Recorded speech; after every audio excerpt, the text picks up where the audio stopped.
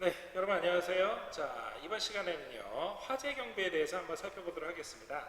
자, 여러분들 화재 경비라고 하면은요, 보통 일반적으로 우리가 알고 있는 것처럼 화재에 대한 특성, 화재에 대한 개념들을 한번 살펴보고 난 다음에 이어서 화재가 어떠한 발생 단계를 가지고 있고 각 단계별로 이 화재 경보 시스템이 어떤 것들이 필요한지, 또 화재의 유형은 어떻게 되어 있기 때문에 거기에 따른 대처는 어떻게 되는지 이런 것까지 같이 살펴보도록 하겠습니다. 자, 먼저 화재라고 하면은요, 잘 아시는 것처럼 자연적으로 아니면 누군가 만약에 불을 내거나 했을 경우에는 사람의 고의로, 한편 또 사람이 같이 했다 하더라도 과실로, 실수로 해서 어찌됐든 간에 발생하게 되는, 잘 아시는 것처럼 일종의 연소 현상입니다. 이 연소 현상이 있기 때문에 이 소화 설비 또는 동등 이상의 소방력을 동원을 해가지고 소화할 필요가 있는 일반적인 이 화력에 의한 재해를 이 화재라고 합니다. 이 화재 발생은요, 크게 세 가지 3요소가 있어야지만 화재가 발생할 수 있는데, 잘 아시는 것처럼 대표적인 게 바로 불이 붙을 수 있는 기본적인 열, 화원이 있어야지 되고요. 여기에 가연물, 즉 타야지 될 재료가 있어야 됩니다. 여기에 더 나가서 산소까지 있어야지만 화재가 발생을 하고 있기 때문에 어떻게 보면은 이 세 가지를 어떻게 통제를 하느냐에 따라서, 즉 불이 붙지 않게, 즉 아예 화염이나 화기가 들어가지 않게 한다라든가, 아니면은 재료를 없앤다라든가 산소 공급을 없앤다라든가, 이러한 형태로 해서 화재를 끌 수 있는 것도 역으로 생각을 해볼 수가 있습니다. 화재 발생은 크게 4단계로 나눠볼 수가 있는데요. 첫 번째로 초기 단계 같은 경우에는요, 연기나 불꽃이 보이지 않고 감지만 할 수 있는 단계가 있습니다. 이런 같은 경우에는 보통 발화가, 그러니까 열과 빛이 나지 않는 상태에서 가연성 물질만 나오고 있기 때문에, 이런 것 같은 경우에는 실제 어떠한 일반적인 우리 감지기로 알기도 어렵고 이온 감지기를 통해서만 이 초기 단계를 할 수가 있습니다.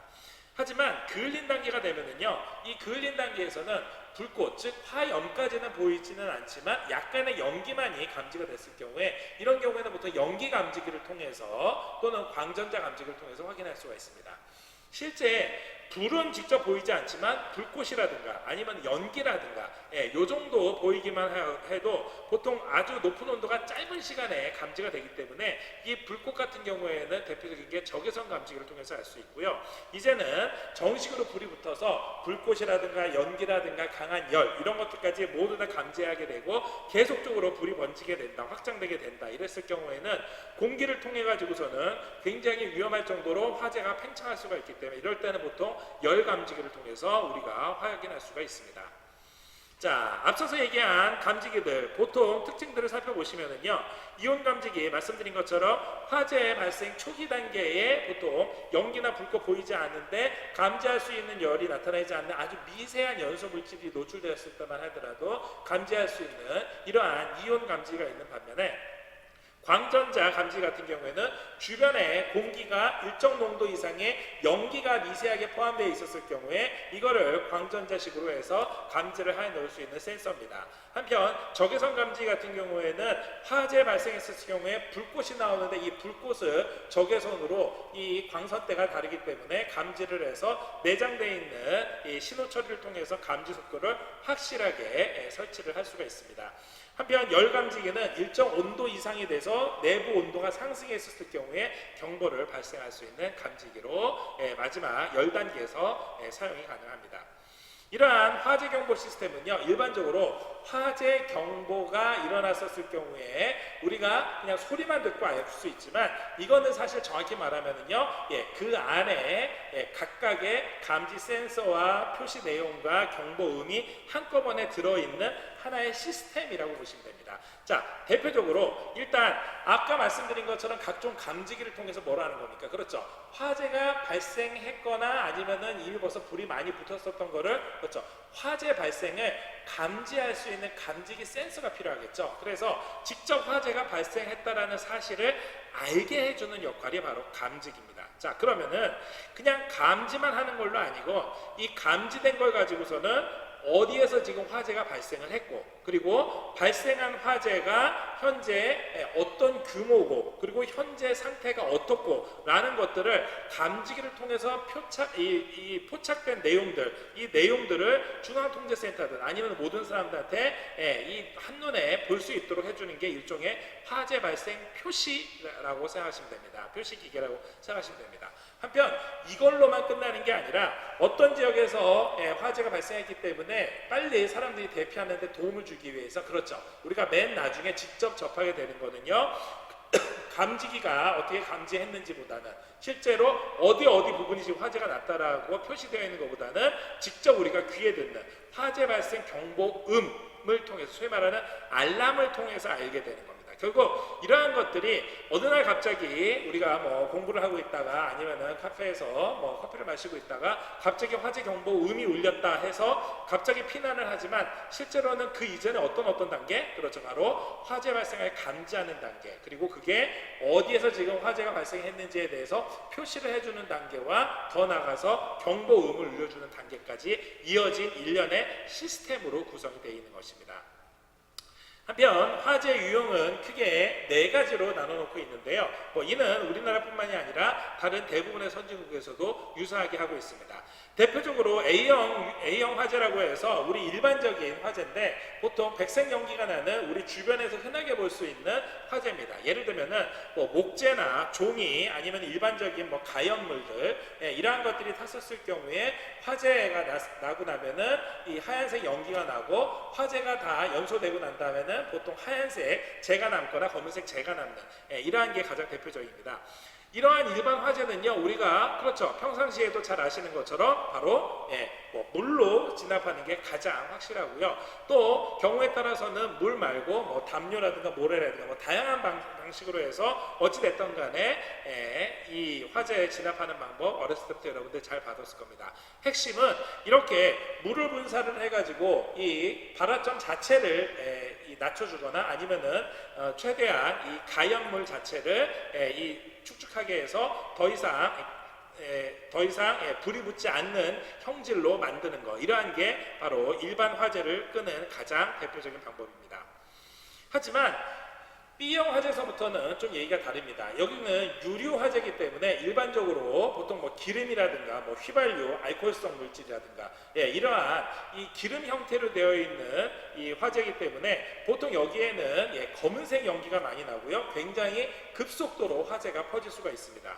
또 실제로는 거의 재가 남지 않는 형태로 진행이 많이 되고, 혹시 기름 화재가 일어났는데 재가 남는다 그러면 그렇죠, 기름 화재가 타면서 주변에 있는 다른 가연성 물질을 함께 태우고 남는 그 가연성 물질의 재라고 생각하시면 됩니다.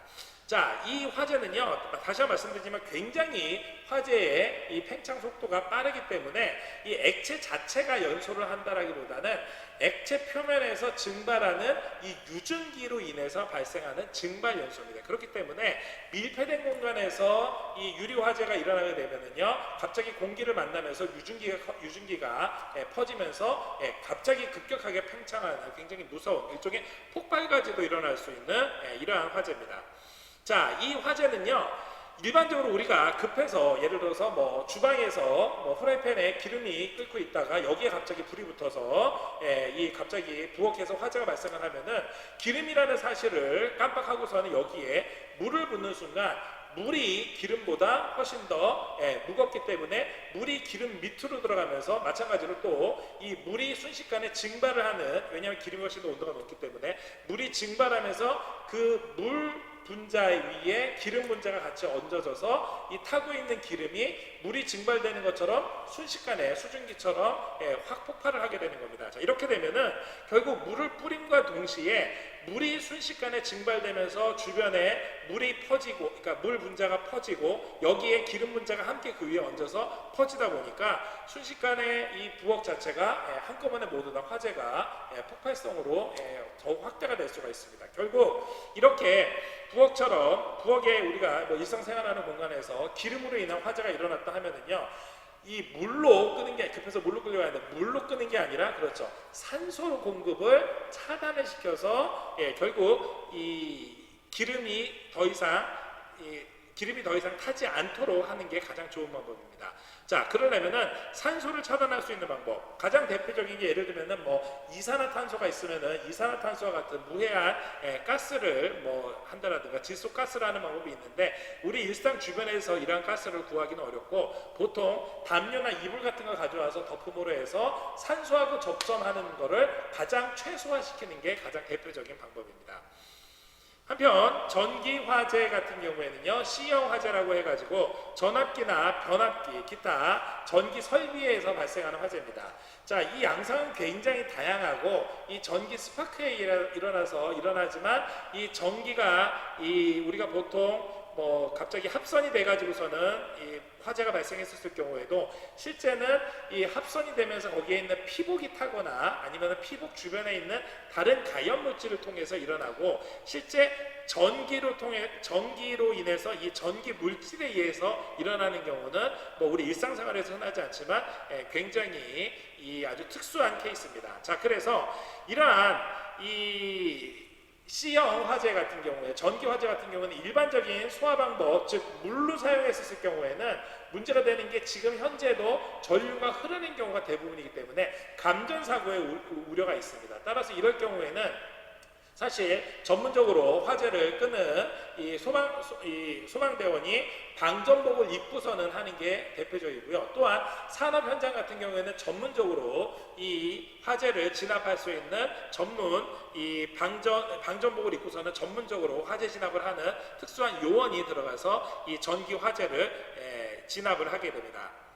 한편 금속 화재 같은 경우에는 보통 마그네슘이나 나트륨 이러한 것들이, 또 그 외에 뭐 각종 탄화 알루미늄이라든가 알칼리 금속들이 이게 뭐 물이랑 접촉을 한다라든지 아니면은 이 금속과 금속끼리 부딪히면서 일어나게 되는 화재인데, 이 같은 경우에는 우리가 쓰고 있는 일반적인 뭐 물이라든가 이런 걸로는 도저히 끌 수가 없고 보통 건성불만식 화학식 화재 진압법을 하고 있습니다. 그래서 보통 우리가 알고 있는 이 소화기 외부에 보면은 뭐 A형 화재, B형 화재, C형 화재를 모두 다 진압을 할 수 있다. 또 일부는 뭐 D형 화재까지 진압을 할 수 있다라는 것들이 이 소화기에 모두 나와 있고요. 우리 주변에서 아까 뭐 부엌에서 일어날 수 있는 뭐 B형 화재, 유류 화재 같은 걸 포함을 해서 일반적으로 가정에 비치된 또 내지는 차량에 비치된 이 소화기로는 보통 ABC형 화재 정도는 충분히 다 끌 수 있는 걸로 여러분들이 확인할 수 있을 겁니다.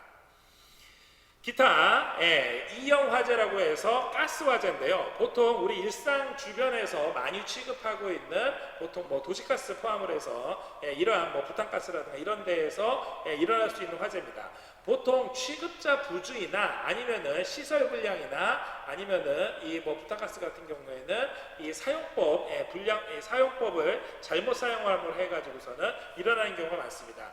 특히 이러한 이 가스 화재 같은 경우에는 대형 화재로 일어나서 다른 연쇄 폭발을 일으킬 경우도 굉장히 많기 때문에 결국 이 가스 누설을 사전에 막는 이 단계에서부터 세심하게 신경을 써야지 될 겁니다. 일반적으로 가스 기기 같은 경우에는 이 밸브 콕이라든가 아니면은 뭐 중간 밸브, 기타 용기를 아예 잠그는 방법도 있고요. LPG 가스 같은 경우에는 창문을 열어서 바닥에 있는 가스를 환기시키는 것도 중요합니다.